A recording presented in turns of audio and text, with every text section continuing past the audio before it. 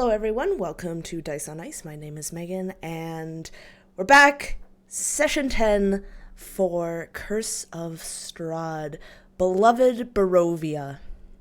Now it's been a little bit since we left off, and we have made a few changes. As you can see, we have a new player, so I just want to say welcome, Leo, to the insanity that is Curse of Strahd this campaign. So, when we last left off, you guys were in the death house. You got to the basement, the deep, dark crypt of the death house. And some interesting things happened. You were given a choice, a proposition, an offering, to sacrifice one for the safety of the others. Everchild, despite the objections from the others, volunteered to sacrifice himself, and through a little bit of back and forth, which was the other players trying to stop Everchild, Everchild managed to succeed in his sacrifice. Though the outcome did not have quite the same effect that he had hoped. For as soon as he completed the sacrifice, a horrifying monster rose up from the depths, and they had to fight it. They realized that it was in fact baby Walter, one of the children of the Durst family. And after defeating it, they were allowed to leave. They found Maria her peace, and they were able to finally leave the death house. But no longer than they had taken 2 steps out of the death house, there was a man who Fel had recognized from a dream that she had had. A horrific dream. And he stood there in front of a black carriage drawn by black midnight horses. And he stands there,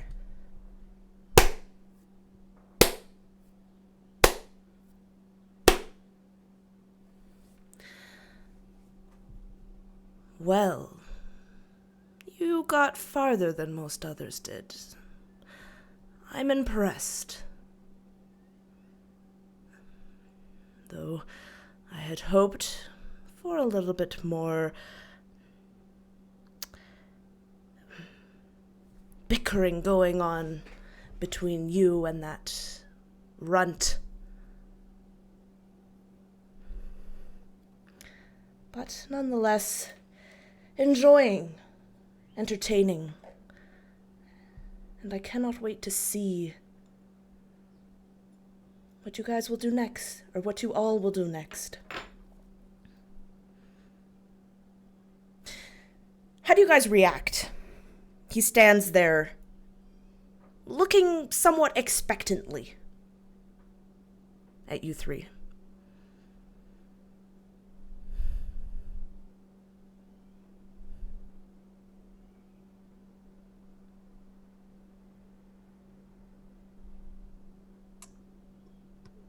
So Fel, who is, of course, obviously very startled to see this individual that she knows is Strahd from this dream that she had back in the death house, looks at Eli, who still has the Everchild's corpse kind of in his arms, looks to Korla, who she doesn't really trust, looks to Lancelot, this dog that has come with us throughout the course of the Death House. And she actually steps forward, clasps her hands behind her back because they are visibly shaking, and she clears her throat. And instead of this sort of strange accent that her Aunt Morwen never seemed to have when the other party members were talking to her before we entered Barovia, she says in a voice that sounds more cultured, more like the voice of a nobleman's daughter as she approaches Strahd. Lord Strahd, I am Felitha of Daggerford. I am the daughter of Duke Ulster of Daggerford. I am his heir. And she kind of falters again, her hands shaking, and she clasps them tighter. We are both members of the aristocracy. You are the lord of this land, and I am a noblewoman where I come from. And as a fellow peer of the aristocracy, I would like to request passage from this place for me and she glances over her shoulder to Eli, and my companions.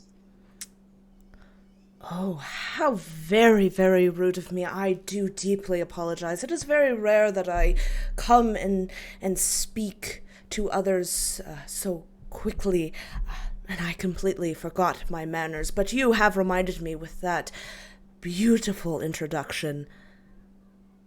My name is Strahd von Zarovich. And he bows. Just a quick, shallow nod. And he looks to Eli and Korla, expecting.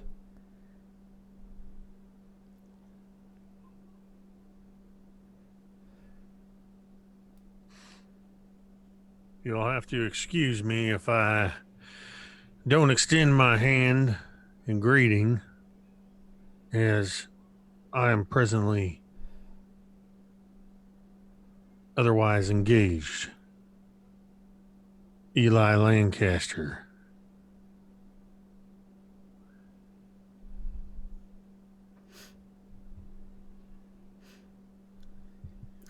Yes. Quite a shame. And you, my lady. Do I recognize him from what I remember of the Death House? Roll me a insight check? Or perception, whichever you'd like. Oh, it doesn't really matter because that's a 1. So for a total of 7. You do not recognize him. All right, then. I am Korla Svenvich. Is your name supposed to mean something to us? It does not to me. Oh. It will, with time. If you say so. But now, I must get going. I am late for some other engagements. I'm sure we will see each other soon. And he looks pointedly at you, Fel. He acknowledges that he did not answer your question or heed your request. With a smile and a flourish, he turns towards the carriage and steps in.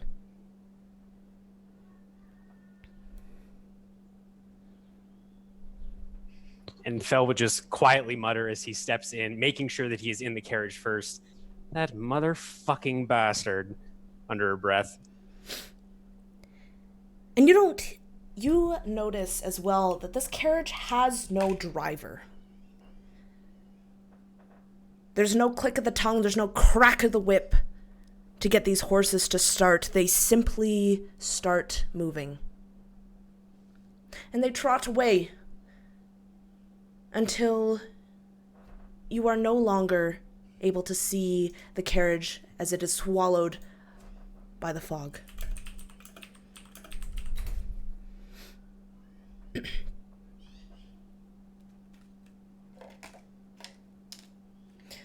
Well, Go ahead. and Fel will sort of turn to the other two, unclasping her hands, which are still shaking a little. That was something. And she looks almost reluctantly over at the Everchild's body in your arms, Eli. We should probably take care of that first, yeah?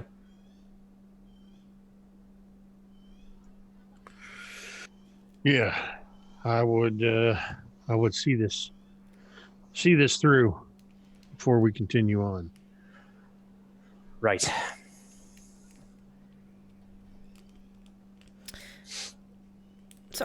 So you guys are going to step out? Well, we were already outside, weren't we? Yeah, you guys are kind of at the entranceway, though. Oh, okay. Yeah. Do you step further out into the street, or... Yeah, I would imagine so. So once you step out, you see that you are right at the edge of what looks to be a village of sorts. You can't really see how large it is, as there are houses on either side, and at the end there's some sort of T intersection with these houses. But what you do notice is that they look all very dilapidated. It looks like no one has lived in them for years. There's no lights on, or there's no candlelight, and there's no fires burning. You do not smell the smell of cooking or anything else that you would normally expect to be in a village such as this.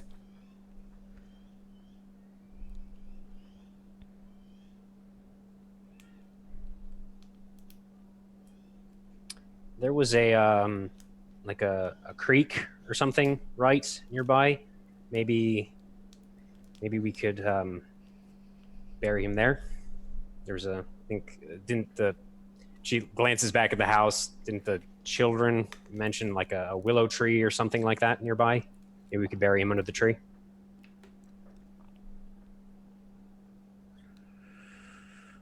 Yeah, I think that would be nice if we can find it. Right. I think it's, I want to say it's behind the house, I think. So I guess we should just head that way. Unless you have a better idea. I'm too tired for ideas at the moment. I am having reservations about burying him so close to this house. I mean, we can't exactly walk through the streets with a body in our arms. That's not going to... We can't walk around with a body in our arms. If it's of any consolation, Korla,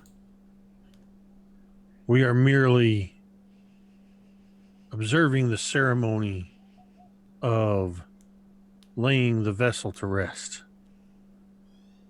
It is an empty vessel. His spirit has passed on.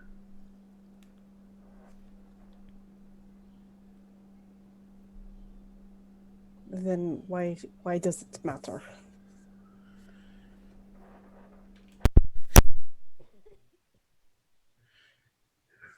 You would have us just leave the body lying here in the street?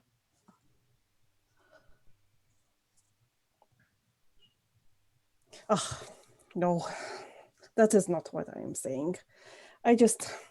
This house gives me creeps. It's, if his body, for any reason, could bring his, I don't know, essence back because it is so close, that would be the worst. And I'm just afraid that having his remains so close is just asking for troubles. But what do I know? I know not the gods or what is going on here. Well, some cultures observe a ceremonial burying of the body, and others observe a burning of the body. If we burn Everchild's body, then there will be no physical form left to be controlled by this house or any other entities in the area. That would make me much happier, I think. Yes.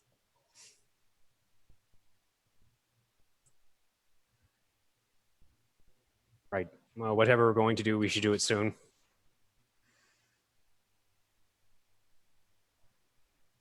And Fel will start walking with Lancelot, kind of behind the house in the direction of the creek. And sure enough, you pass around the house and you see the creek with the old willow tree hanging low, the branches almost touching the stream.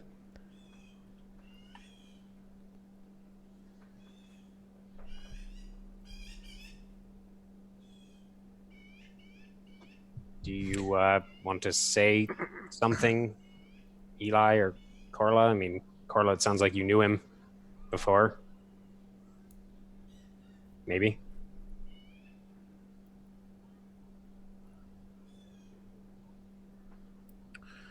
He knows how much he meant to me. I said what I needed before he passed. He was a good man. He saved me twice.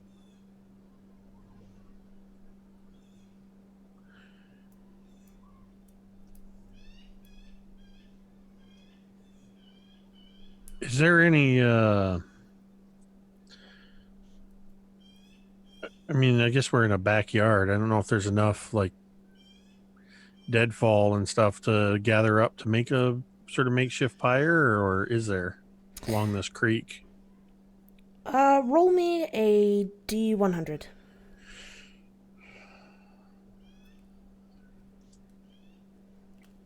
4. 4. So no, there is not much deadfall from this tree. Not enough. I mean, there's enough to make maybe a simple, if you wanted to make some sort of like sigil or something to place on the grave, but nothing more than that. What about like rocks in the stream? Yes. Yep. There are many rocks. All right. I will set about gathering enough rocks, which not fell. Everchild was small enough that it shouldn't take an exorbitant amount, but enough rocks to make a cairn to cover the body.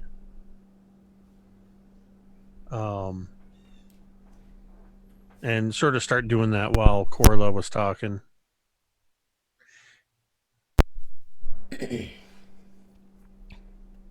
I would say it with the three of you working, it would probably take about an hour, between 45 minutes and an hour to get everything gathered. And by the time you're finished, you can see that the sun is starting to set low in the sky, or what you can see of the sun.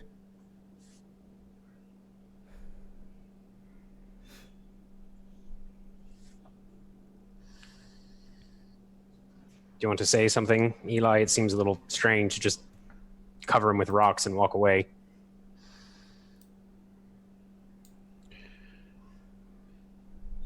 Well,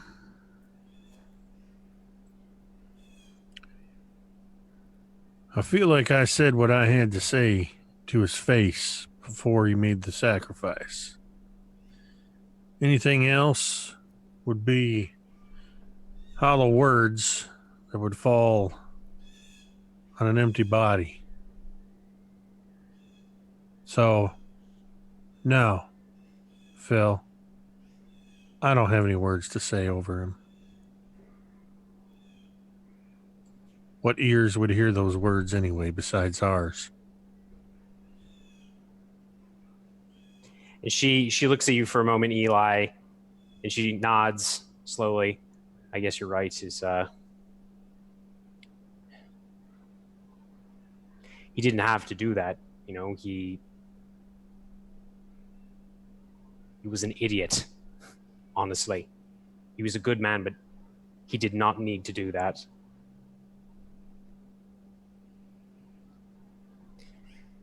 I guess we should go. Yeah. It's going to be night in this place before too long, and I don't even know if we're going to find an inn or a tavern or somebody willing to put us up for the night. But if I'm being perfectly honest, I'm not entirely keen on entering any other houses in this place. That's a fair point. I mean, I guess we could just keep walking until we find a person and then see if maybe they can point us in the direction of something. Maybe we could try and find our way back to the gates. Out of here. Maybe.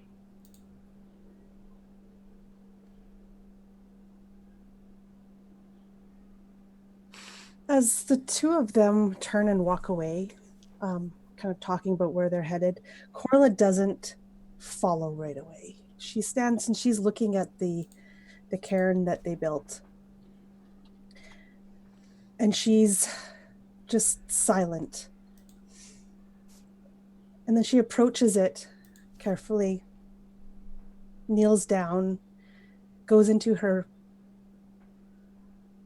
knapsack, pulls out this small kind of ivory candle, which she kind of she lights it, melts the bottom a little bit, and puts it down on top of one of the rocks sitting there.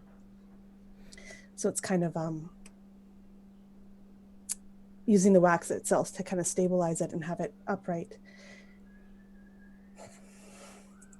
Ever, child, you were there for me when I needed you. You turned me from that path, and here I am. Not quite following the same path I was when you showed me, but nonetheless, different and on different path. And that is from you. And words are bad for me, I know, but what I'm trying to say is I hope you find good path now. That you guided me here and saved me from here too. And I will miss you, dear friend. And then she'll get up and walk away.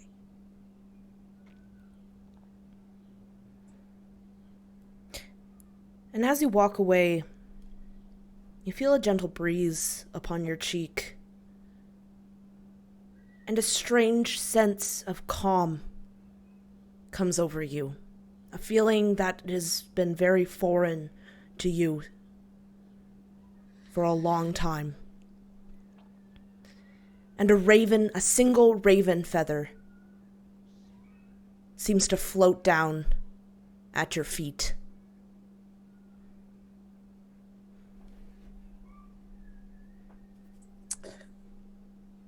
Korla would, without even knowing really what she's doing, would pick this up and place it in her knapsack. And then continue trying to catch up to the other two. When Korla catches up to you, Eli and Feth, what are you guys doing? Which direction are you planning to go in? Towards further into the town? Or away into the mists?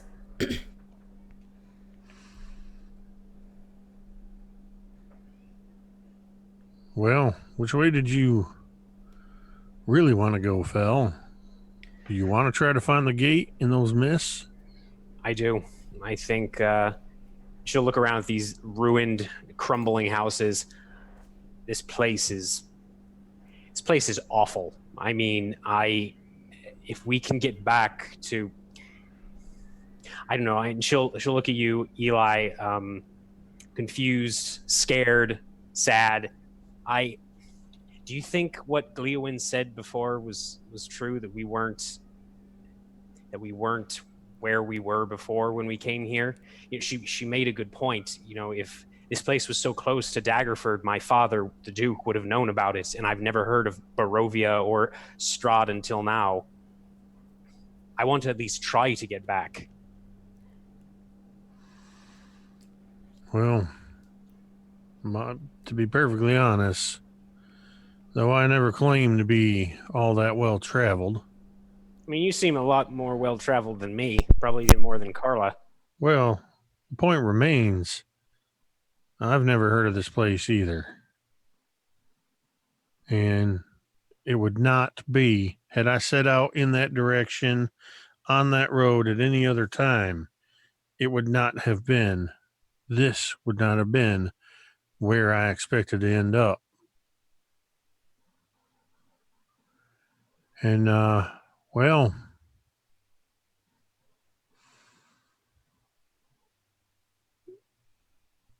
I'm not claiming to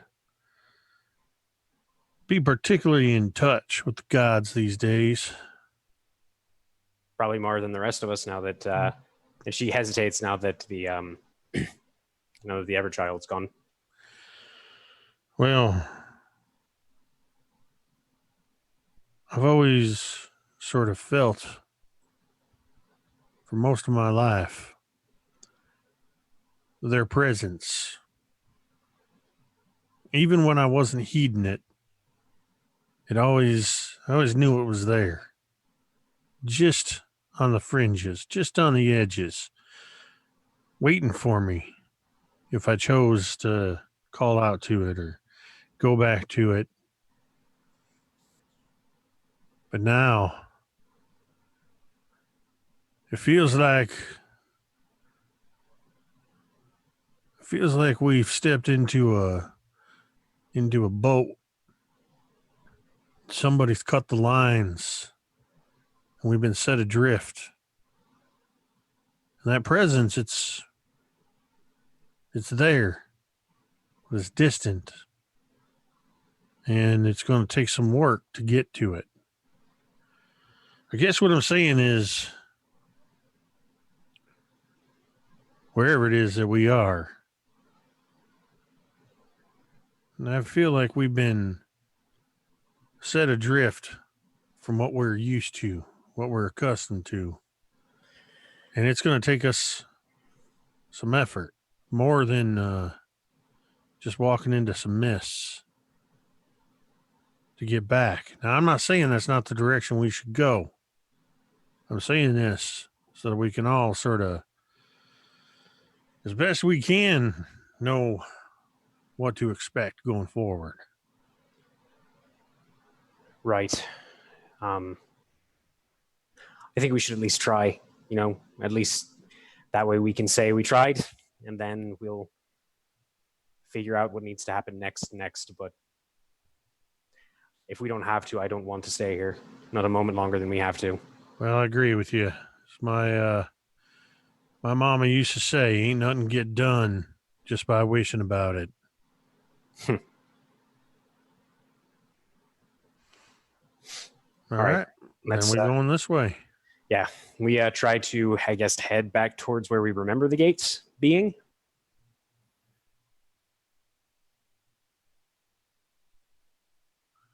Can't hear you, Megan. Or should I say Mike? No. So, from what you had remembered, you only really went down one road. So, it seemed pretty simple that if you head down the same road, it should lead you back to the gates. So, you all start down this road. And as the night encroaches, it gets darker. And you can hear the sounds of animals rustling in the forests that flank the road. And you keep walking.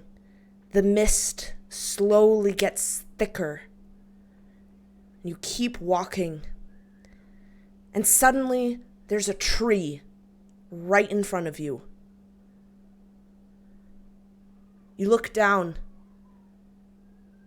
To your left, to your right. There's no road. All you see are trees.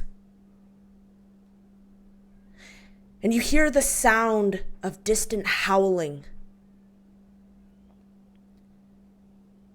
It's getting ever closer.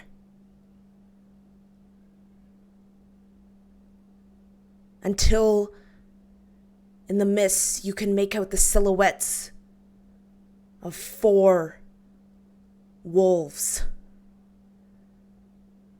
You see their eyes glint in the moonlight. You hear their snarling. You can almost feel their hot breath. I need everyone to roll initiative. Well, the 3 of you to roll initiative, please. Awesome. Does Lancelot get an initiative roll? Yeah, he does. He can. Oh shit! Cool. Yeah. What is his initiative modifier? Megan? Well, This dog is going to be my best friend. There's nothing you can do to stop me. If he doesn't die, by wolves. well, yeah. Okay. So, all right.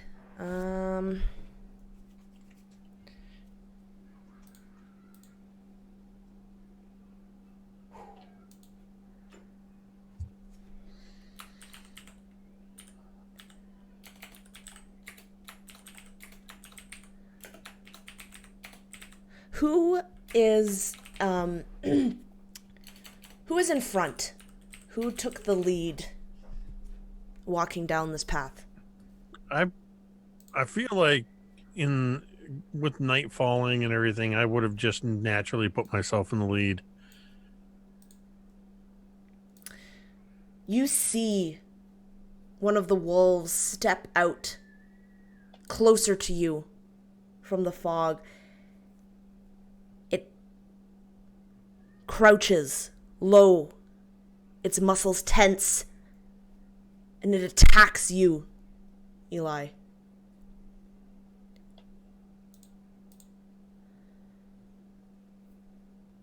That is a 22 to hit. It just hits.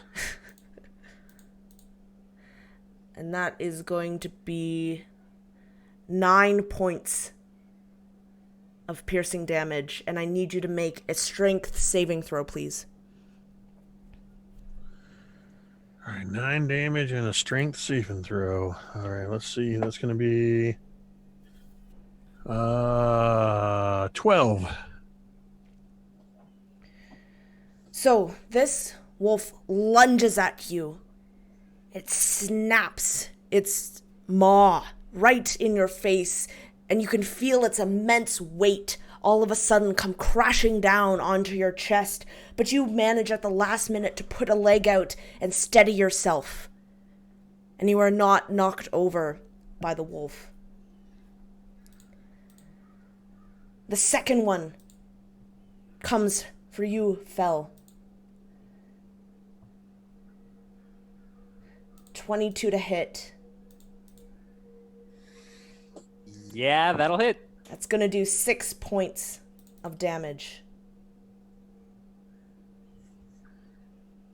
And Korla, another one comes at you. Does a 15 hit? Yes, actually it does. That is going to do 6 points. So as the thing, she falls to the ground as it leaps on her, and I imagine it's probably grabbed her, like her arm or something, and the wound is deep, and battered as she was before, this is too much for Korla, and she slumps to the ground. The fourth one comes again at you, Fel. With a 21 to hit. That'll hit. Actually, hang on a second. Let me double check one thing real quick. Yeah, that's not going to help. Yep, that'll hit. That is going to do 6 points of piercing damage. She is just barely up still. And that brings us to Fel. You have 2 wolves on you, snapping, growling. Yeah, so bleeding heavily from multiple bite wounds, I'm sure. Fel is going to just shout out to Eli, just say, "Holy shit, we need to get out of here!" And she's going to take her action to disengage. And let's see. Are you ruling that it's an item interaction to use a potion, or an action to use a potion if it's on yourself, not on somebody else? I'd say if it's on yourself, you can use it. So I'm going to say that using it yourself, if you have it, is a bonus action. Okay, cool. Yep. So then she will action disengage. She'll move her full 30 feet away from the 2 wolves, and then she's going to use the 1 healing potion that she has. And she's going to chug that down. 3. That is a whopping total of 6 points back. So there's that. And yeah, that is all she's going to do. She doesn't really have a whole lot else. Right. Eli. All right. Well, as I'm pushing against this wolf that tried to knock me over and bit into me, it's too close range to pull out my sword and get a good strike on it. So I'm going to reach up and loose that compartment in the top of my rucksack that's actually a chest, and pull that righteous indignation out. And I know it'll be with disadvantage, but I'm going to put it right up to this thing and try to take I'm going to try to put it right up to this thing and take a shot. Okay. So at disadvantage, that is a 19 to hit. That will definitely hit. And that's going to be that is 1d10 plus 2. So that's going to be 8 points of piercing damage. And as a bonus action, I think you said it was to use the thing. Maria's light. Yeah, I still got 2 of those. Yep. So I'm going to, as I put this thing up, I'm kind of fumbling in my jacket pocket to pull this Maria's light out and pop I don't remember how, I guess it's not a healing potion, but to use it, I don't remember how we use it, if we eat it or for some reason. I don't think I said, I just, you guys got like this glowing orb. So then if you'll allow it, the way I'm going to consume this thing is as I'm reaching in at the same moment that I pull the trigger and the night is shattered by this, I just crush this in my hand and the sort of glass cuts into my hand, but that allows what's inside it, this healing light, to go inside my bloodstream, healing the wounds. And that's just was a standard healing potion, right? 2d4 plus 2. Mm-hmm. 2 4s. I think that takes care of the damage you just did to me. And that will be my turn since we haven't rested yet. All right. And Korla, you need to make a death saving throw, please. Let's see if this dice can be a little bit nicer to me now. Oh, that's a 13, so yay. Great. Awesome. All right.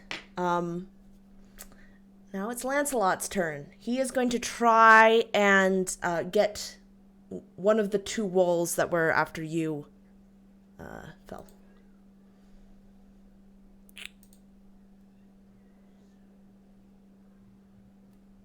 All right. Actually, can she try to persuade him to come to fall back with her, since these wolves are clearly going to wreck us? So I just imagine she kind of helps, like, no, Lancelot, come back here with me. And she kind of whistle, trying to get his attention to get him to come back. I will allow it, but I will get you to roll me a quick animal handling check, please. Absolutely. I have +0 to animal handling, so I'm sure this will go great. That's a 10. Lancelot bites into the throat of the wolf. Blood comes out, matting the fur of both of them. And he does injure one of the wolves. Or, you could do that, whatever. Now it is the wolves' turn. So, two of the wolves the wolf that was on you, Eli, and the other wolf that was on Korla, they both turn to you. The one snaps, but you're able to hold your hand up, your arm up, and deflect it in some way. But you notice very quickly that was simply a diversion. As you feel the sharp pain of the other wolf to come up, and got a nat 20. I kind of figured from your reaction. Yes. I imagine I blocked the other one by jamming the barrel of the pepper box, which actually has 6 barrels. The metal of it, it's kind of like biting down on the metal, and I'm sort of wrestling with it, holding it at bay like that, both arms up, and that's how this other wolf is able to get in. So that is going to do 16 points of damage to you. Good God, thank God I healed. And Fel. The two others easily catch up to you. They're faster than you ever could be, and I can imagine you're running and you think you've lost them, but you look to your left and to your right, and you see that they are flanking. The one is going to take an opportunity attack, though, from Lancelot. He snaps, but the wolf manages to dodge out of his way just in time. And they are going... does a 15 hit you? So it would. However, as the wolf kind of lunges forward to bite, it fell these motes of kind of crackling black energy get in its face, kind of staggering it back, and then frantically she gestures with the rune-carved bone spell focus that she found in the house, and this panel of what almost looks like black glass materializes in front of her, and she casts Shield, which is going to bump her AC up to a 20. Okay, awesome. So this magic flows through, preventing the one wolf from biting into you, but the other comes in and bites at your leg and manages to get in, and is going to do 8 points of piercing damage. And Fel will fall to the ground as her leg just kind of goes out from underneath her, and the shield fades as she goes unconscious. Oh, actually, hang on a second. I have a thing that I'm sure Connor was just about to tell me about. Yes, thank you, Connor. Let me see. Okay, so hang on 1 second. Okay, so what was the total damage? 8? Yep. All right, charisma saving throw.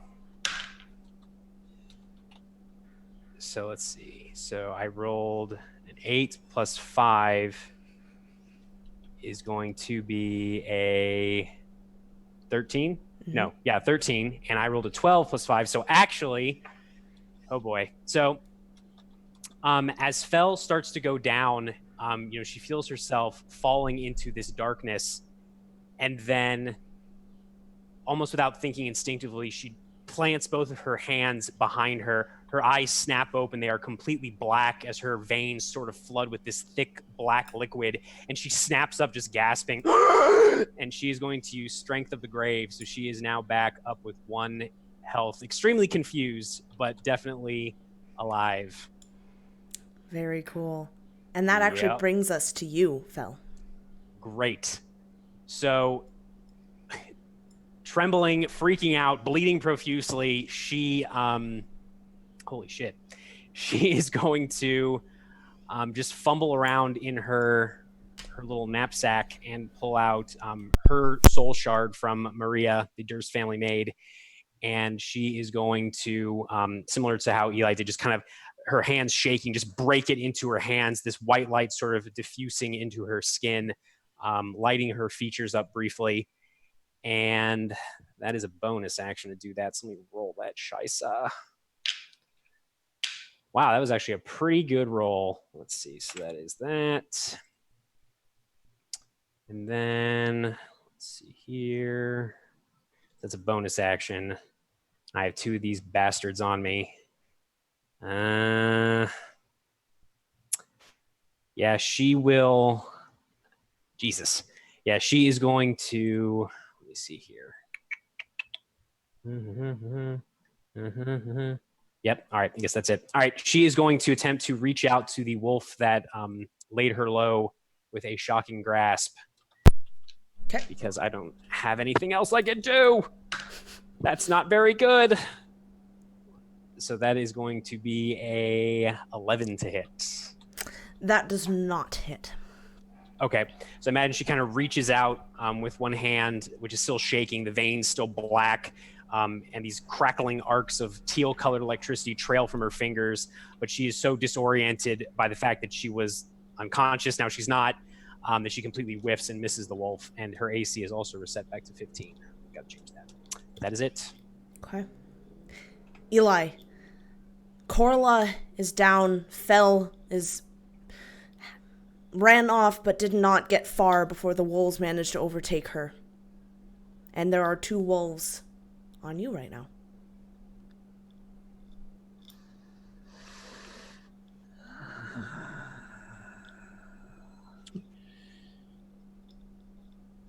I imagine noticing out of the corner of my eye that Fel was struggling. Korla's down, but all I can see is blood and fur and no way out of this.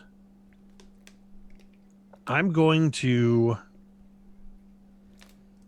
try to wrestle this pepper box back into the face of this one. At the same time, I'm going to try to pull my longsword and slash at the other one. Which, it's been so long since I've done this. I am not a 2-weapon fighter. So I think that's just a straight D20 roll. Or it's D20, I don't remember. Offhand attack.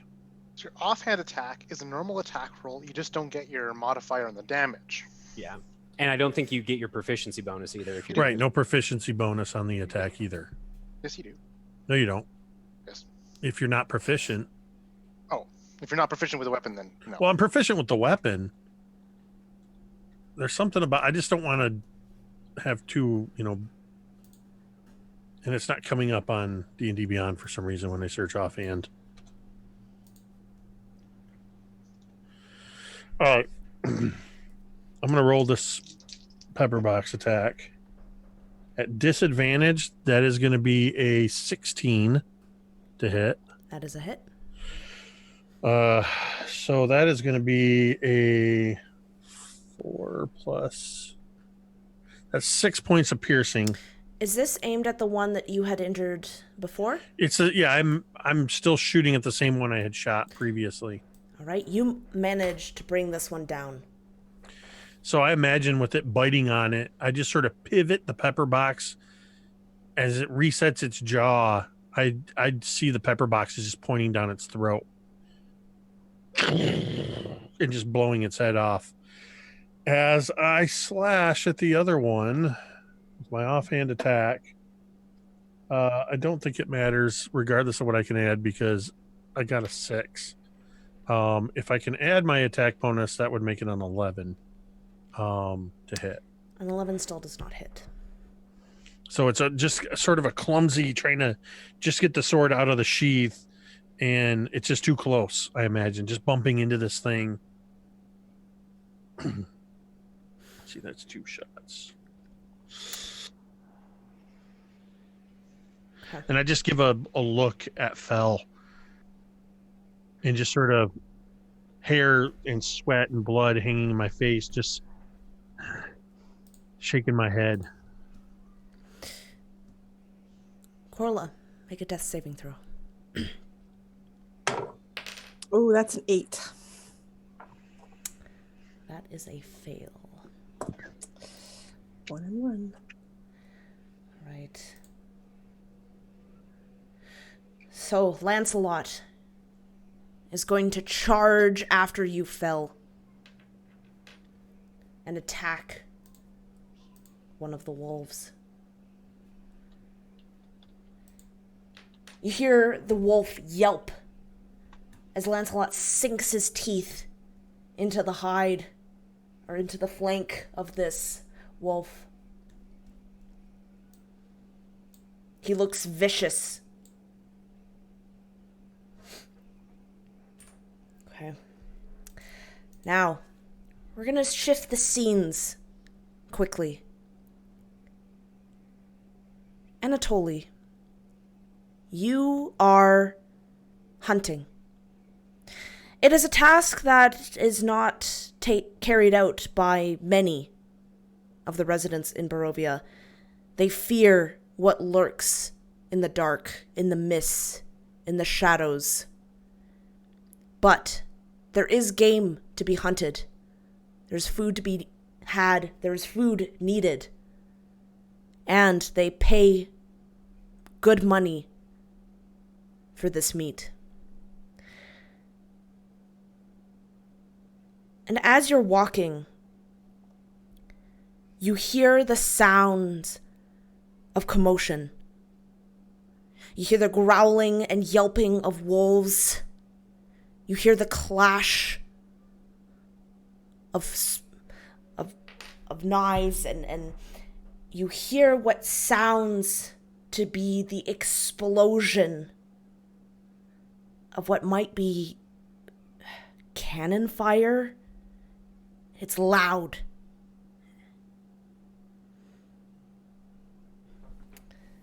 What do you do? What do you think? Anatoly quickly takes a stance, lowers himself, grounds himself, centers himself, because he's worried that someone's coming to attack him or something different's happening. He knows that the people of Barovia don't in general leave the town often. He knows that if they do, they're crazy or probably in league with the lord of these lands. What little he knows of him. But he quickly scans the area and tries to find the location of this loud noise and anybody else surrounding it. You hear it, and if you were to creep forward and approach carefully, you would soon see the figure of a woman being attacked by 2 huge wolves and what seems to be some sort of dog attacking the wolves. You hear sounds much further down, but the mist is very thick. And you see vague shapes of 2 others in the distance. Do I feel like there are others surrounding? Am I surrounded, or is these people just in the distance fighting? They just seem to be in the distance fighting. I'm going to run that way, unsling the axe, and also move it to my left hand and begin taking the wooden boomerang out with my right. All right. Roll initiative for me, please.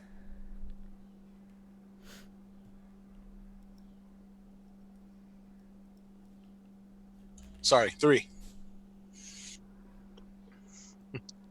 All right.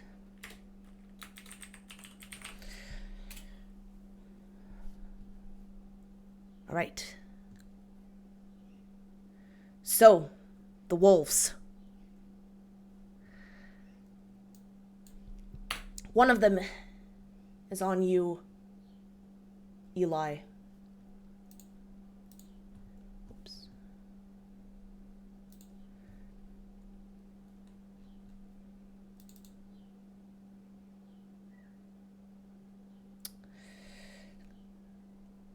Does it, 20 to hit. I'm pretty sure that hits. That is going to do 10 points of piercing damage. There, as it bites into me, for the first time, Fel, you would hear Eli call out, "Ah, no!" And then you hear this sort of metallic, heavy sound as righteous indignation clatters to the ground, quickly followed by the sound of my longsword hitting the ground as this wolf drags me down to the ground. By 1 hit point, I am unconscious.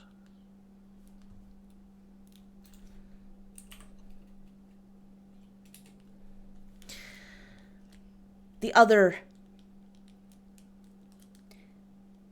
snaps at Lancelot, right next to you, Fel, and returns the bite.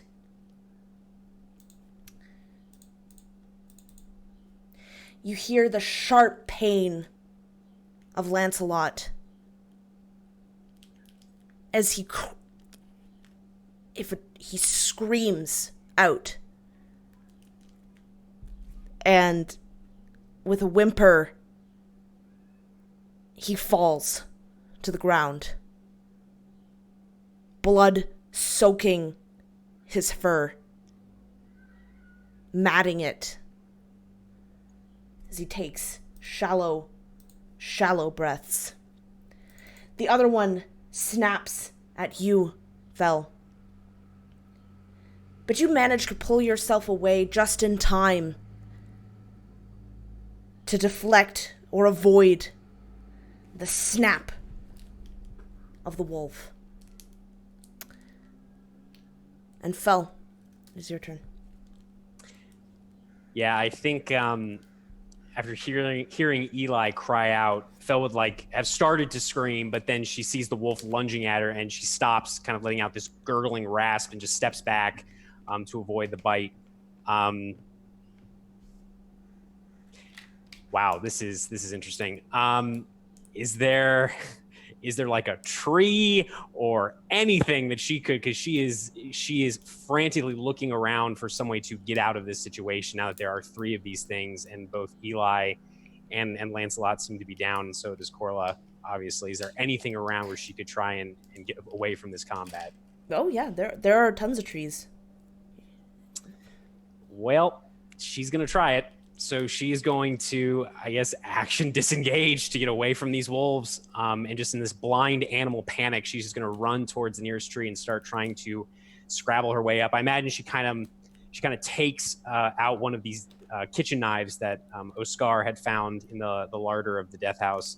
And just with shaking hands, just breathing heavily, her veins still black, her eyes still black. She just sinks it into the tree and starts trying to climb up as quickly as she can. All right, so I think that would probably be athletics. Sure. They're both equally terrible. That's a 13. I say you're able to start to scrabble up, but you lose a bit of footing, and since you're so panicked, you're not able to get as high up as maybe you would like. So you're only probably maybe 5 feet up. Great. All right. Eli, death saving throw, please.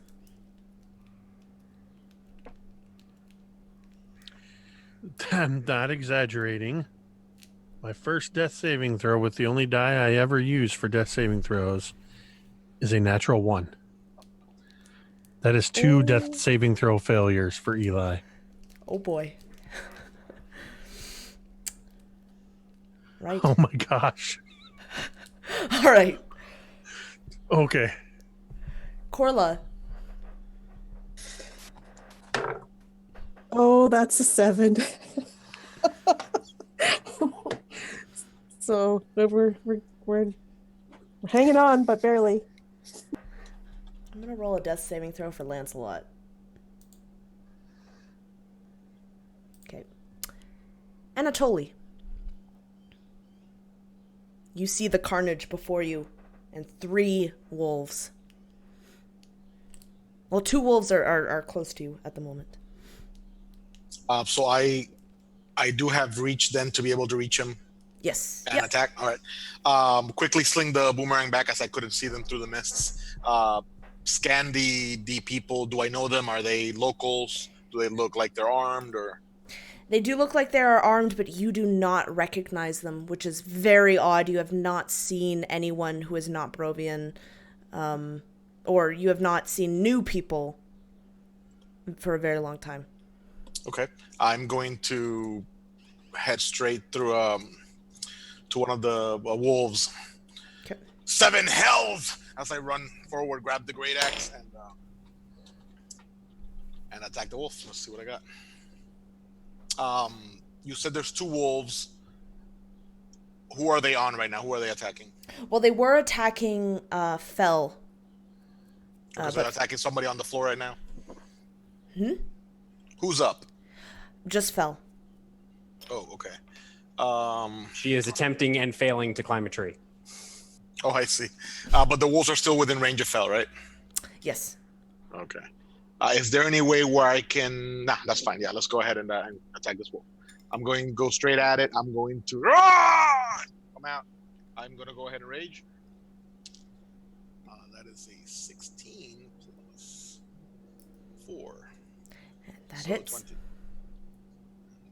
Just with the great axe. Well, 7. So 9 total. All right, you take out one of the wolves. What are you doing out here? Trying not to die. Please help me. See how long you last. All right. If that is your turn, we are going to go back to the 2 wolves. The one snaps at you, Anatoly. That is a 14 to hit. That is a hit. Okay. That is going to do 7 points of piercing damage.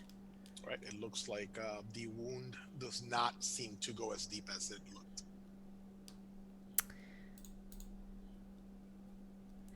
And the other wolf runs at you, Fel. And it is going to try and snap at you from the tree. But I'm going to do it at disadvantage. But that is still a 20 to hit. Dirty 20. That'll hit.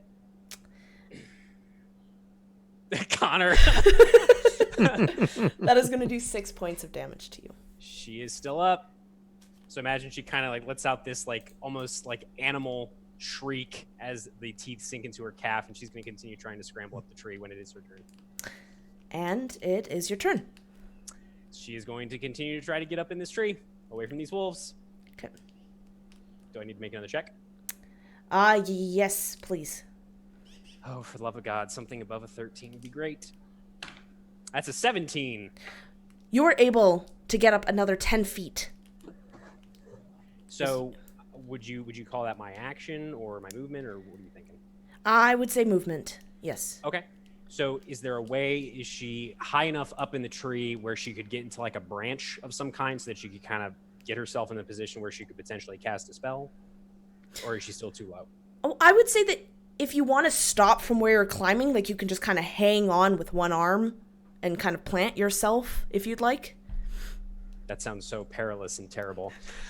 But hearing Anatoly's voice and having that brief exchange with him, I imagine she's kind of looking down on this scene. She sees Korla's fallen body, Lancelot's fallen body, and Eli's fallen body. And despite the panic and the fear, there is just this moment of pure rage. And she thrusts her hand out, and she is going to try and cast Chaos Bolt on the wolf that has been snapping at her. So let me roll. That is an 18. That is a hit. So Anatoly would see this this rune carved, or this what looks like a bone of some kind in her hand, as she points it, and this little pea-sized ball of just pure darkness coalesces, and it streaks towards the wolf. And I need to roll to see what kind of damage it is. Let's see. Oh, interesting. Okay.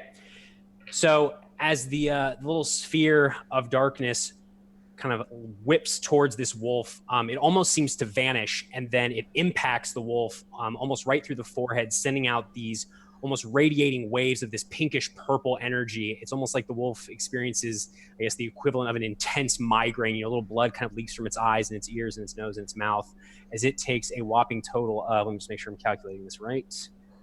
Yep, so that is 15 plus 2, so that is a total of 17 points of psychic damage. Perfect. You kill it. Awesome.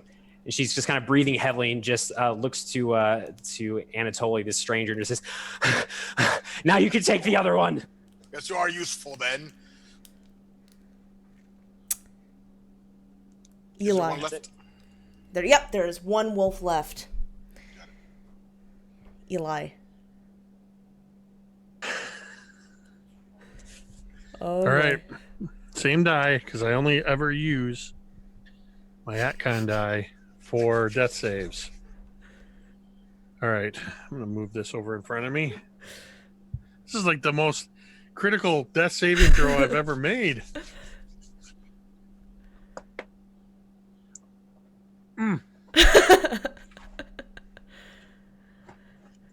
That better be a natural 20. Yeah! Hey! That is a natural 20 This guy. after a critical fail. Try not to look at my camera as I whip it around. I thought for a second that rolled over onto like a 2 or something. Ooh, okay, so That's good. I believe that means I regain consciousness You do? with 1 hit point. Yep. Now, I think because this has only ever happened to me once before, do you count that as the action, or am I still allowed to take actions? I would say you're allowed to take action, yeah. Blood, my face is streaked with blood, and I sort of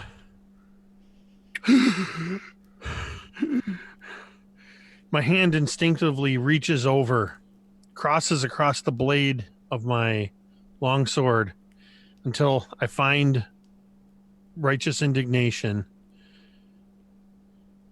Laying on the ground on my side, looking through one eye, I'm just going to level it at this remaining wolf.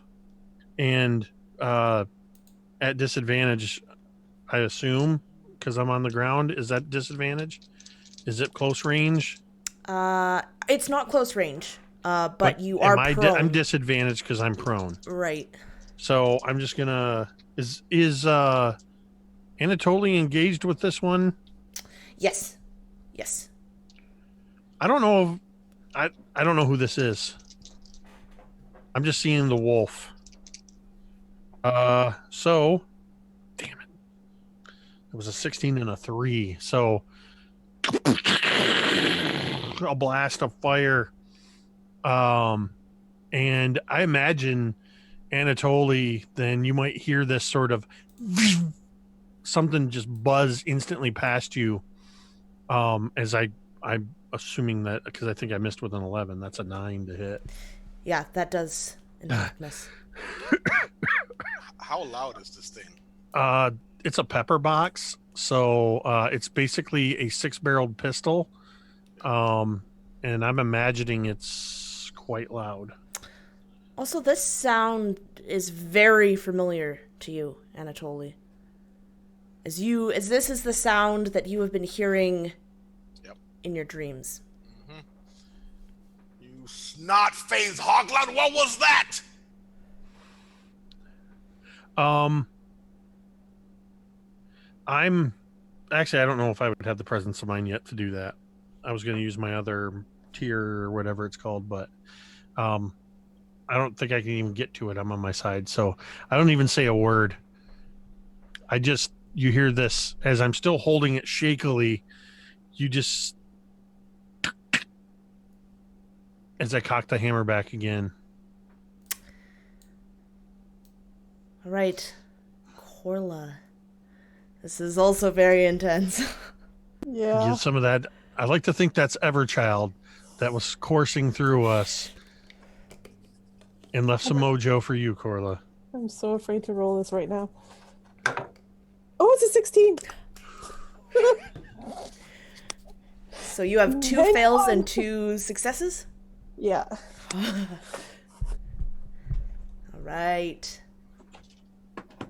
Anatoly. All right, I'm still frazzled about this this whizzing ball of metal, but I've seen it before somewhat, so I'm going to assume that he wasn't aiming it at me and try to finish off this one wolf, right? Yep. Ah! Let's say 17. That is a hit. All right. That is a 15 damage. You can describe to me how you kill this last wolf. As I move to the side, looking at the pepper box and yelling that insult, I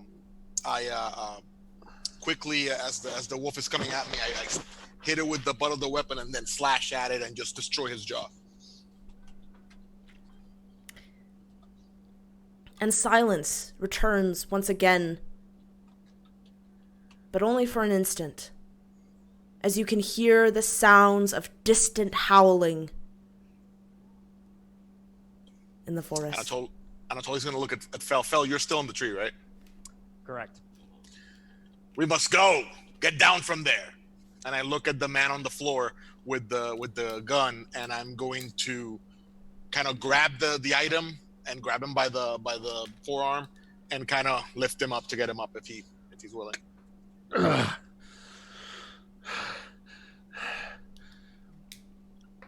Thanks. No time. Yeah, Grab your friend. I'm gonna grab whoever's on the floor, lift him up on my shoulder. Lift. Who am I carrying? Korla. Got it. Do you mean to roll athletics or something? I should be able to carry her. Yeah, I think you will be fine carrying her. Okay.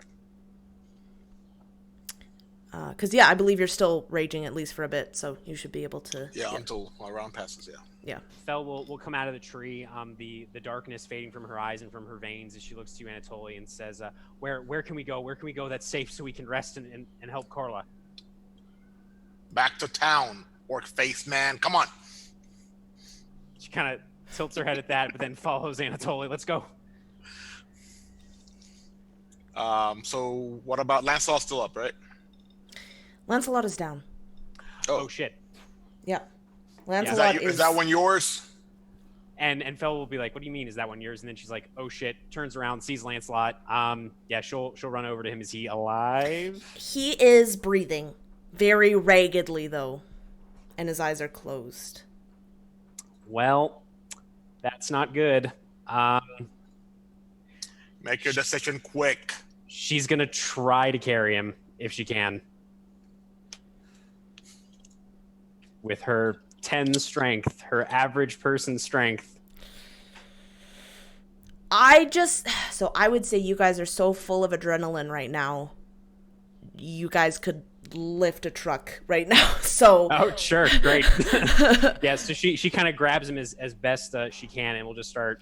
I imagine she's like half carrying, half dragging this dog along with the group, and she's probably lagging a bit behind everybody else.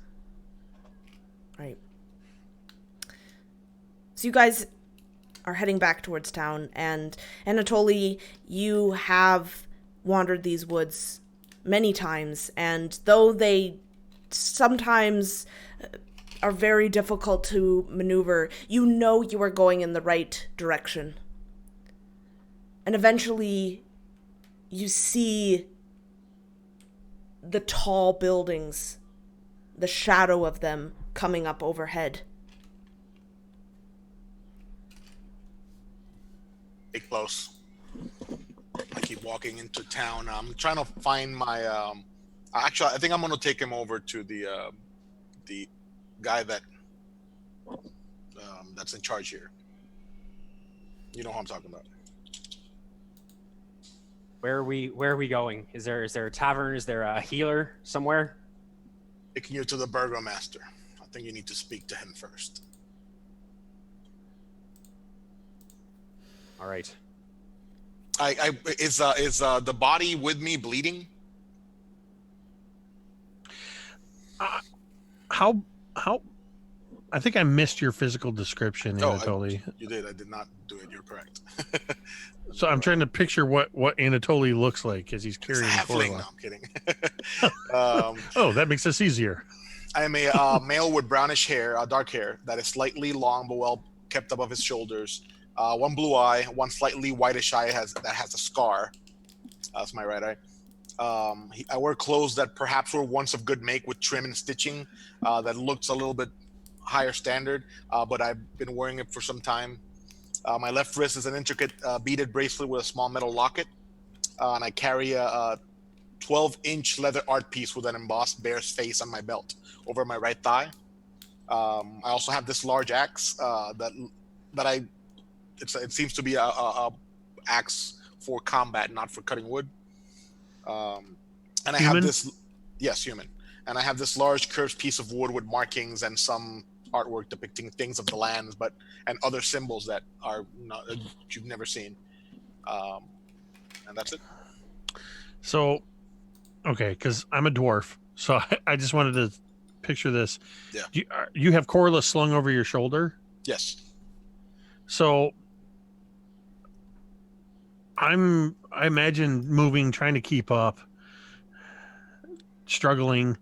At some point I reach towards my belt and I realize, I look over my shoulder, I realize I left my longsword lying in the road, but I don't care.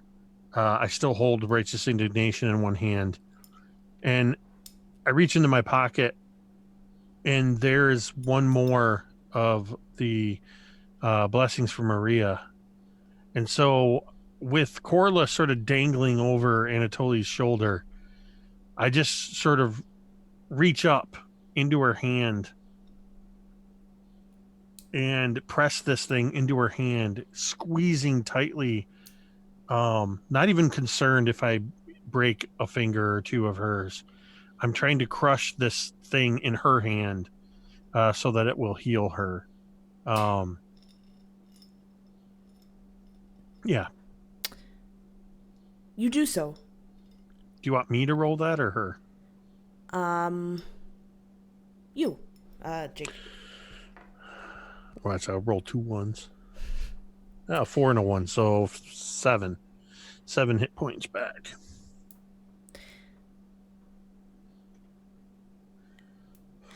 So, Anatoly, you have 2 options for finding who you seek. You can go to the house, but you also know that he frequents the Blood of the Vine Tavern on most nights. So you have a choice of where you can lead them. What time is it? It is very late. Okay. Do I think that he would be at the Blood of the Vine? Yeah, I would say you know him well enough that he does, on usual nights, frequent Blood of the Vine till quite late. You roll something. Yeah, I think I probably would think that. I'm gonna turn and go that way. How long have you been here? I tell everybody. Long enough to want to leave. Yeah, we can talk about this later. Are you taking us to some kind of healer or someplace where we can rest? There's a tavern here. The burgomaster frequents that place as well. So I'll take you there. Is it absolutely urgent that we talk to this person? I mean, look at him, and she'll nod to Eli and kind of heft Lancelot in her arms. We need to rest. He's the only one, perhaps, that can help us, or at least can tell us where to take you. There's no... And I kind of think, and Megan, let me know here, the other option will be to the church, maybe?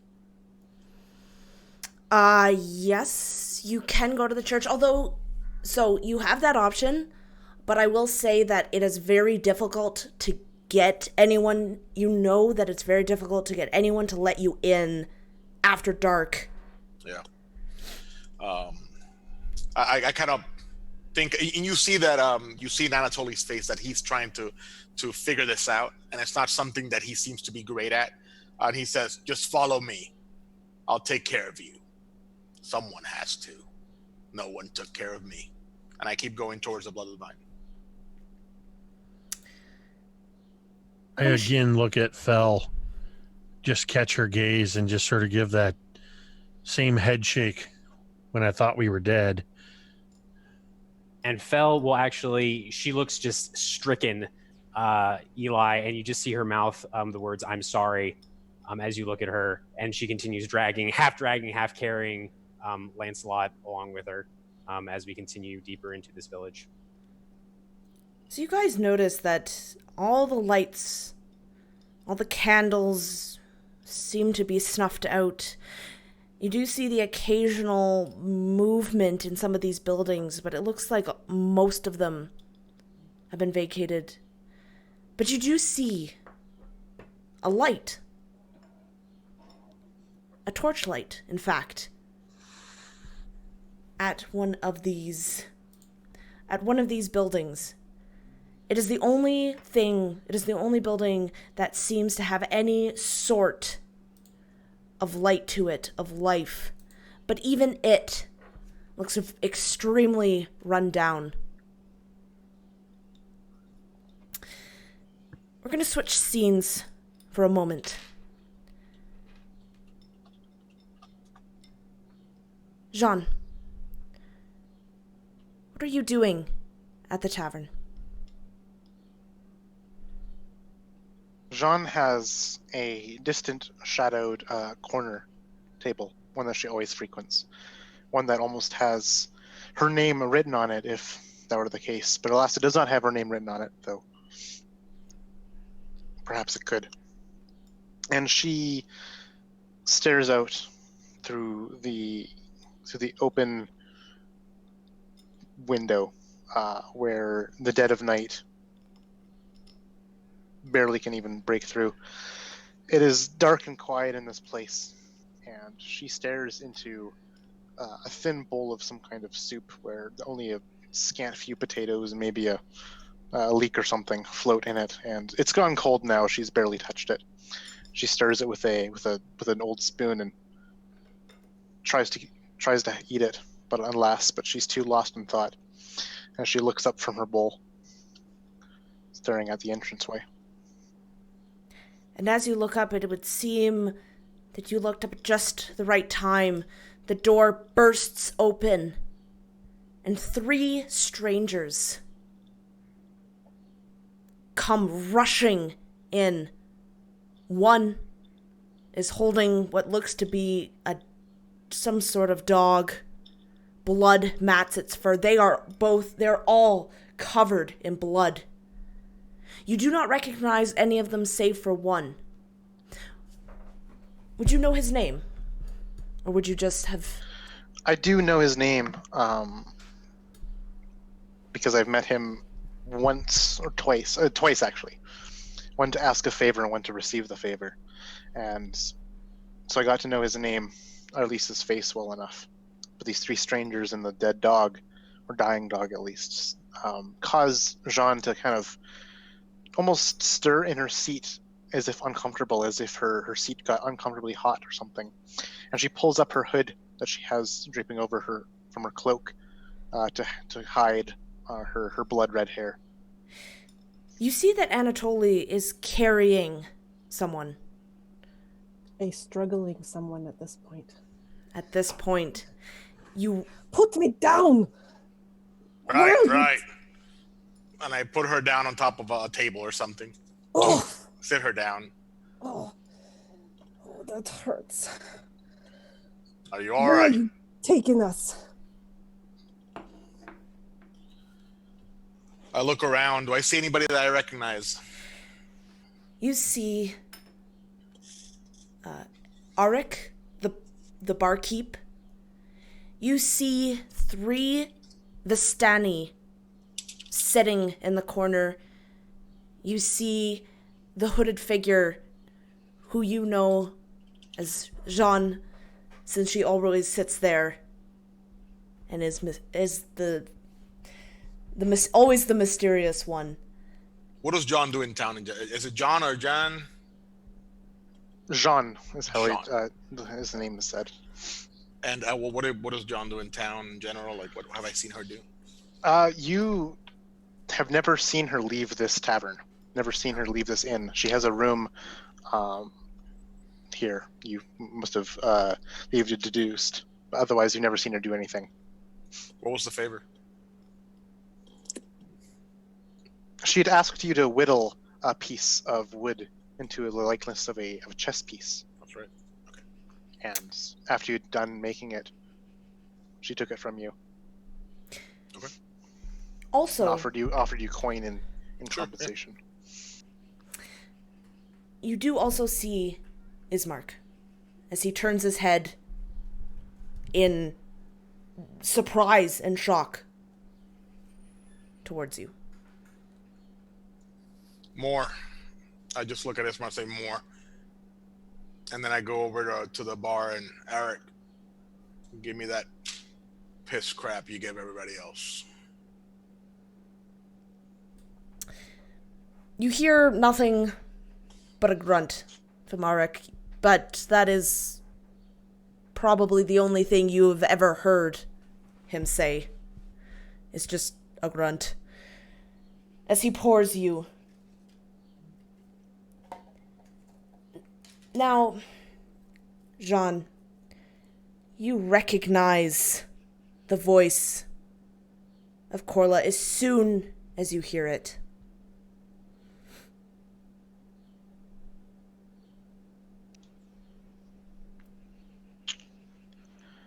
And upon hearing the voice of Korla, she studies the person who it belongs to, and realizing that it is Korla, she will try to quietly, though probably fumbling doing so, get out of her seat and slink off in a brisk manner, more brisk than stealth.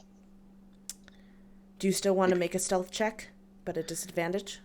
Oh, I already have disadvantage, so I'll clang around on the stealth check. And Korla, make a perception check for me, please.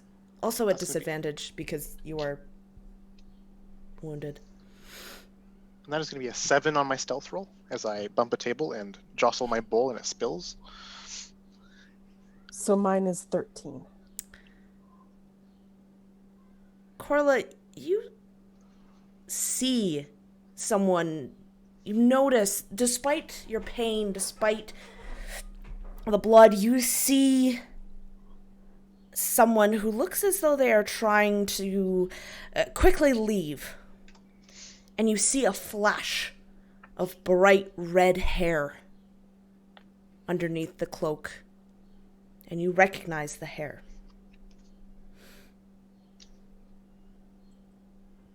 You! Where are you going? I know you. And she does not answer you. Instead, it stops her from moving quietly, or at least trying to stealthy, to a full sprint out, let's say, the back door into the darkness. Which will probably toss her hood completely down, revealing that long locks of sanguine red hair that you would recognize, Korla. Coward! Come back here and face me! Megan, have I ever seen John ever move this fast? No, never. I kind of look back and just watch the newcomers. and put my hand on the boomerang for a second. While Alright. this, oh, go ahead. Quickly with that wine for all of them, or whatever you're bringing. While this is going on, like while the shouting and the running and the clanging is going on, Fel is going to try to like interpose her body between, I guess, probably Anatoly and Lancelot, and try to very discreetly give the last fragment of Maria's soul to Lancelot. Just kind of crushing it in her hands and kind of pressing her palm against the dog's blood-matted fur. I'm trying to kind of hunch her body over it so it's not super obvious that she's doing some weird magic-y shit. All right. So, I rolled to see whether it would have any effect on Lancelot. What? I did. And I rolled a nat 20. So, Lancelot, you hear a sharp whine coming from Lancelot. And his breathing becomes less ragged. In fact, you weren't even sure he was breathing as you quickly put the shard against him. But now he takes a deep breath. The bleeding has stopped, though his fur is still caked with blood.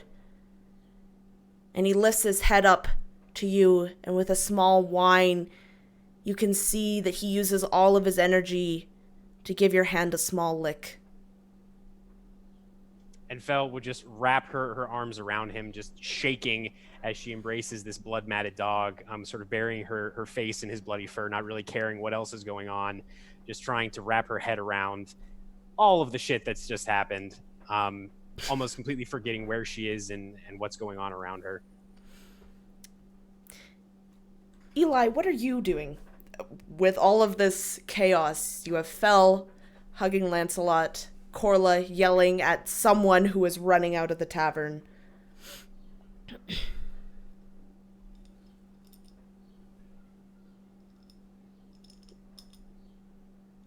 Muted. Now I'm Mike. I imagine walking into this place, seeing the first semblance of something akin to civilization, and the familiarity of a tavern. Wait, we did go into a tavern, right? Yes. Yeah. And seeing that the magic had an effect on, not Korla, I just stumble towards the bar. I shrug my rucksack off. I set righteous indignation on the bar top with a loud thud as I climb into a seat. My hair, which is normally pulled back into sort of a ponytail, I imagine has come out a bit. It's hanging down in my face, matted. There's blood in my hair, blood on my face. And I take out a couple of coins, set them on the bar top. Ale.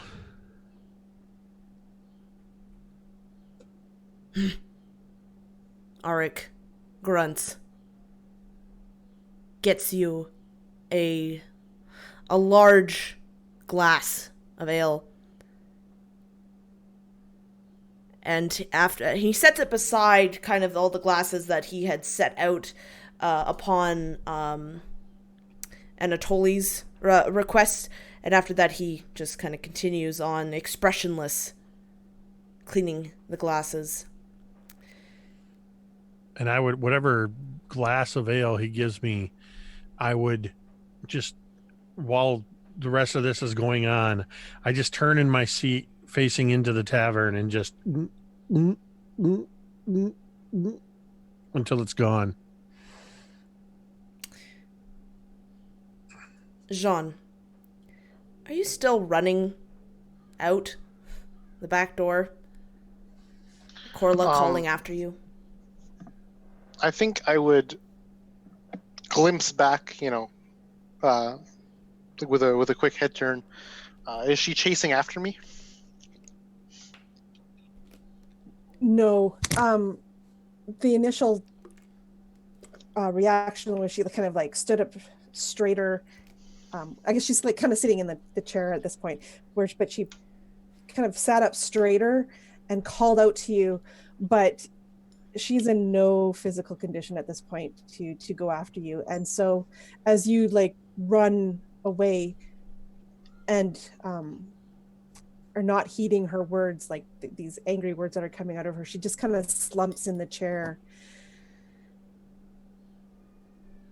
and watches you leave, if that's what you're doing. But she is not at this point following you. And I think that she would see that you're crippled of some kind, or you're hurt, you're injured, and you are screaming out these angry words, and something kind of clicks in Jean's mind. Something that's that helps her remember what it was like with you. And after she leaves through that back door, she'll kind of pace behind, maybe in the courtyard or in another chamber, wherever it is, kind of glancing back at that door, and she kind of strains herself, breathes a bit, keeps her hood down, and enters back into the main room to look at you, Korla. Perhaps maybe like a minute or so later.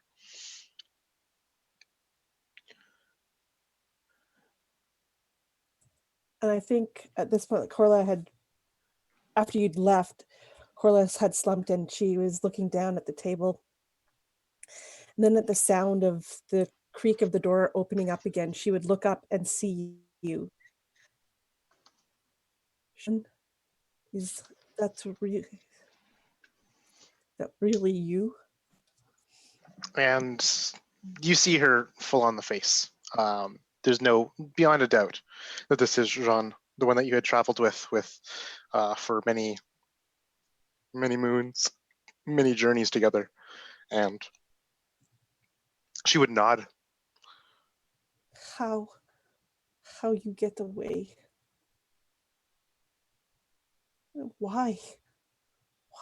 Why would you do that to me?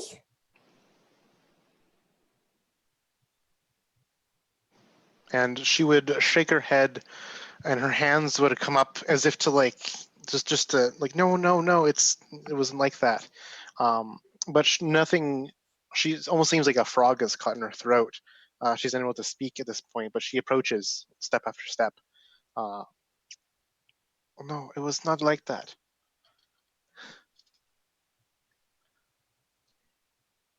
Tell Korla, me. you're alive. Yes. No help from you. You left me. You gave me up. You let him give me to that house, to that thing. How could you? How did you get out? We ran. We ran as fast as we could. With the house that chased after us, Knives flew like birds, like bats. But we got out alive. It got Roderick. And she spits on the ground when she says his name. And she looks confused. Like, she squints and no. Roderick made out too. I saw his body. His skeleton was there. I saw Roderick die before my own eyes, deep in the mists out there.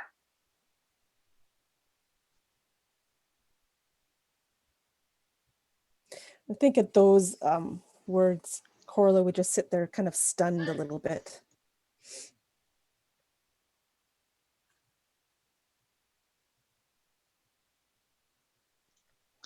And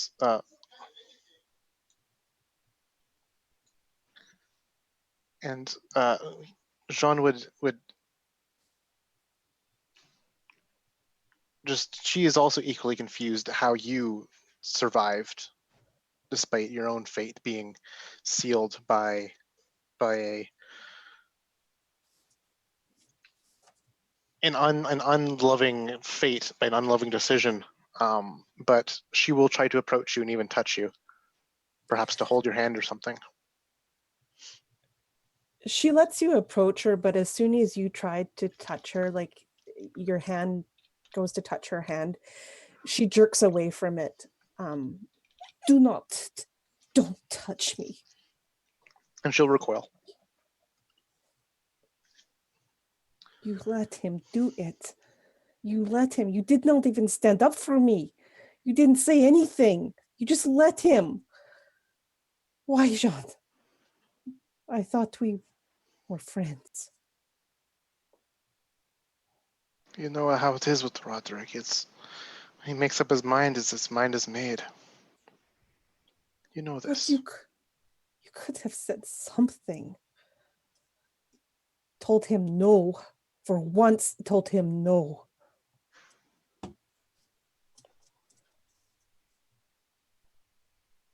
Even if we did, what I would be next?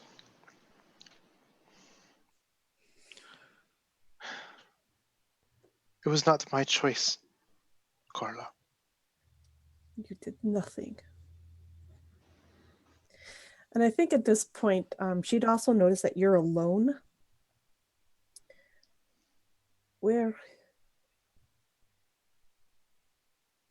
Where's Flint? And again, the frog in her throat seems to kind of manifest again as she almost like chokes on her own words. Can't say anything, and you see that her eyes have become wet. As she turns away. I think And at she this, shakes her head and looks back to you, and you can see that her eyes are glassy with tears, and just continues to just shake her head. I think at this, all the anger that Korla has been feeling towards you, seeing your face at this moment, even in that moment that you turned away, kind of breaks a little something. And she reaches out and touches your hand. Oh, Sean, I'm sorry. He's gone too. I thought I was the only one left, but here you are. You're alive. If I had known, I'd come back for you. I'm sorry. Well,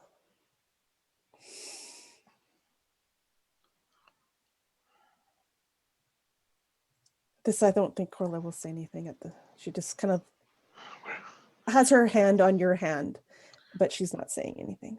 Where have you been? Where have you been these last years? Years? It has been days. Just days. And then another look of confusion would cross across Jean's face she repeats herself. Years, Korla.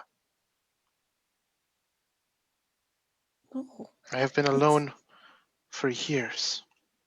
It has been days. It was like... And Jean looks up, looking to your companions, Korla, seeing the dwarf glugging down ale, seeing Fel, who's scratching Lancelot's ears, and looking at Anatoly, who rescued you from wherever. I can see that he has, he's probably on some hunting trip and deep in the night, like an idiot he is. And she could look back to you, confiding more. It's been 2 years, Korla.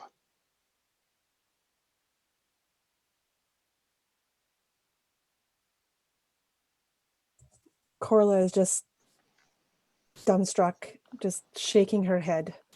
No, cannot be. It's just been days.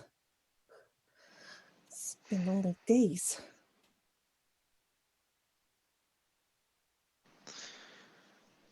If you wish, I have a room. It's large and sizable and comfy. Just stay the night. Gather your bearings. It's good to see a face I recognize here. Yes, I am spent. I need sleep. That sounds like a good idea. Yes. And I'll buy a room for your friends here too, if you wish. Oh, I am sorry. This, and she will point to Eli. This is Eli and Felitha. Hello, who is this? This is Jean. This is...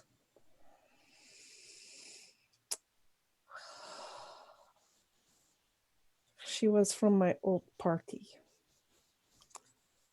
Ah. But, yes. And Jean will make a bow to the two of you, and as she bows, the cloak kind of shifts in a way, revealing that she has this plate armor on, not full knight's plate perhaps, but like bits and pieces of it that allow for a bit more mobility, a half plate if you will. And emblazoned on the front of the half plate is what looks to be some kind of sigil, tarnished with age, but that of twin griffins, claw and claw. Something that perhaps, Fel, you might recognize from your aristocratic studyings. But the armor itself is kind of rent and bent and torn in a certain place in the middle of her chest, where it's caved and indented. And after she finishes her bow, or as she's deep in her bow, I am Jean du Valet. Pleased to make your acquaintance. And Fel will stand up from where she was embracing Lancelot, kind of a little unsteady, and she's going to walk over to you, Anatoly, and just kind of lay this this hand that's sticky with dog blood on your shoulder and say, "And who are you exactly? Thank you for saving us. Also, where is this person we're supposed to be talking to so we can sleep?" I'm gonna look at the hand for a second, look back at you, and just take another. Eric, hopefully Megan has continued to give me ale because I haven't stopped drinking, so I'm probably on my fourth one. I drink it, I grab another one, and I give it to you, Fel. She kind of takes it. You're not the burgomaster, are you? I'm not, but I What's won't your tell name? you my name until you drink with me.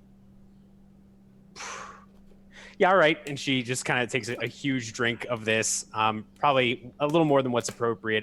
You would see just a general physical description. She appears to be a half-elf woman, probably in her mid-20s, red hair, freckled face, pale green eyes, dressed fairly well, maybe like a noble, but her garment is severely damaged thanks to wolf bites and death houses and all sorts of terrible things. Anatoly. That is what I am called. Felitha Daggerford, nice to meet you. And she takes another long drink from the tankard before setting it down. You're right. This does taste like piss crap. Where is this burgomaster person we're supposed to be talking to? I look at Ismark's here, right, Megan? He is. Yeah, he's looking quite confused.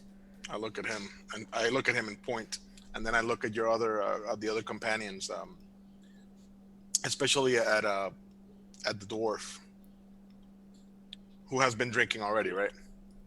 What is your name? Just the one.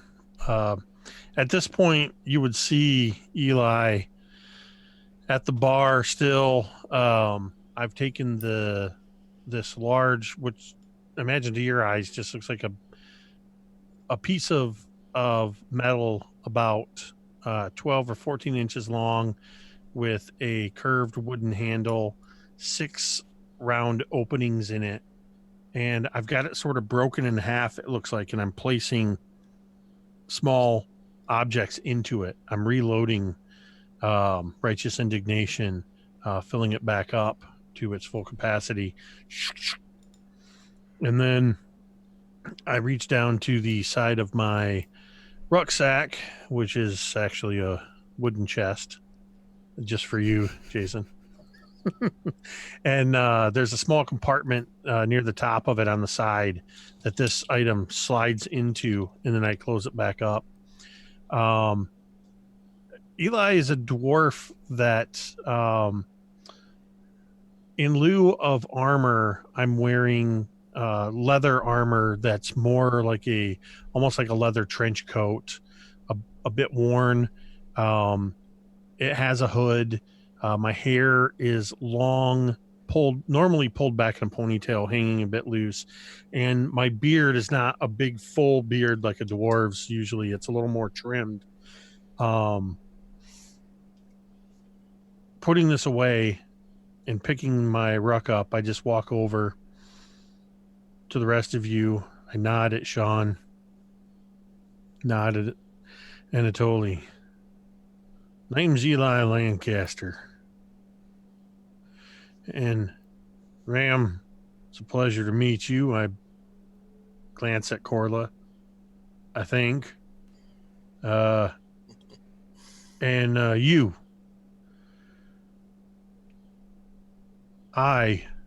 We are indebted to you, sir. You'll find that in Dolor, it doesn't matter. But you don't want to restart your path, so it's better that you do not die.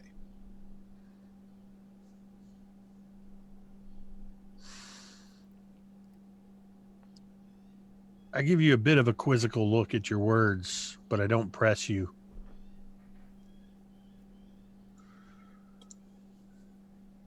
All right. Well, it seems like we all know each other now.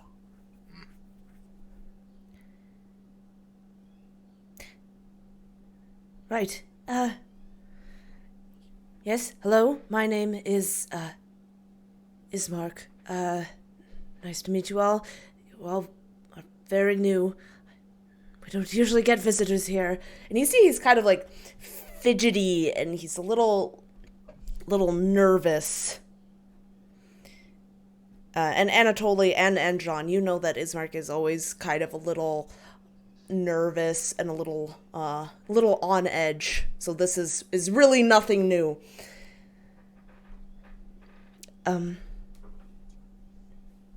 Yes? How can I help? And as he says that, you see the door fly open again. And Jean and Anatoly, you see Irina, his sister, come in. And she runs up to him. She looks very flustered, very upset. And she whispers in his ear, her eyes darting from each of your faces, very unsure. And he looks at all of you. And then he looks to Anatoly. I'm sorry, I know you wanted to speak to me, but it's an urgent matter that I have to attend to right away.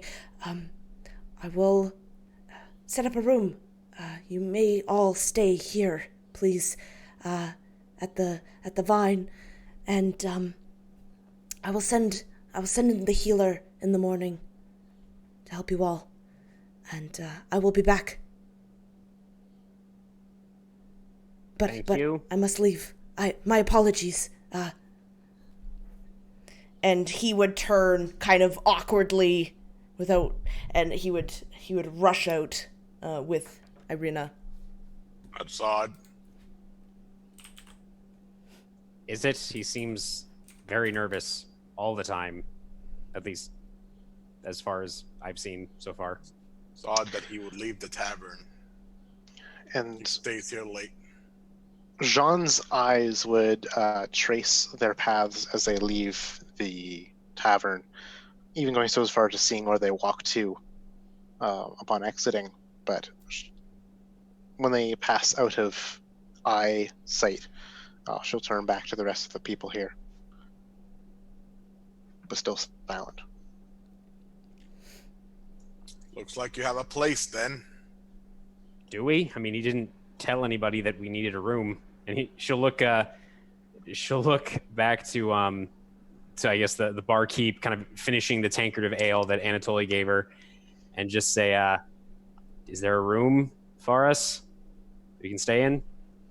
I look at Eric, Megan, and see if does he look like he know what's happening? Yeah, He normally he's kind of doesn't. he's kind of been watching, and he just looks at you, Fel, from Anatoly to Fel, and just he's still cleaning the glasses, probably the same glass. You haven't really seen him switch out to clean a new glass.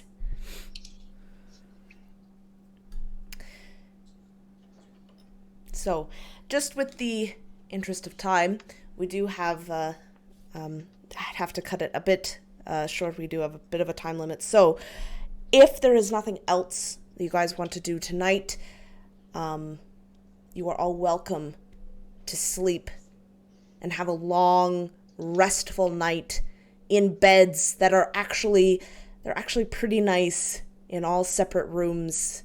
This is a luxury that you guys have not seen in days. Or years. Days for some of us. And Anatoly, do you return to where you have been living? Right. So I'm heading home. I'm glad that I was able to save whatever path you've taken through Dolor. I live nearby. I'm sure the locals can tell you where if you wish to speak. You have a good night. Don't go out there. Wait a moment. Do you and Fel would kind of walk up to you? Do you need any coin or anything? I mean, you did save our lives, save my life. I look at Eric. They have my drinks, yes? And I nod to you. All right. I've taken about 6 drinks. Have Okay. a good night, fellows. Find me in the morning, if you wish. Perhaps we can talk. And Sure. then I look at John again and look at her quizzically about, and then look at Korla. Years, huh? Have passed for one of you? And then I walk out.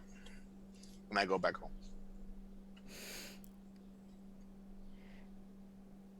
And so you all find restful sleep. Jean, you find yourself sitting at a table in a grand room, a room that has tapestries all around it, stained glass windows. In front of you on this table sits a vase full of fresh wildflowers and a chessboard with chess pieces laid out in a game that has been continuing for quite some time. Across from you sits a tall, gaunt man with black hair and a finely tailored suit. He smiles at you, Jean. It is your move. And Jean pulls out a freshly whittled chess piece, one that is a knight that has been carved by none other than Anatoly of some dark wood, lacquered and polished, and places it as the movement it should be for her turn. She has almost like a genuine beginnings of a smile. And that is where we are going to end tonight's session. Sweet. So, thank you all. This was so much fun. I miss this. It was lots of fun to play, and so now that the craziness has kind of ended and we've sorted things out, hopefully we can get to a semi-regular schedule, and so the next game will be on the 6th, and I hope you guys will tune in for that. And thank you to everyone who is watching in the present and in the future, and everyone have a good night. We'll see you next time.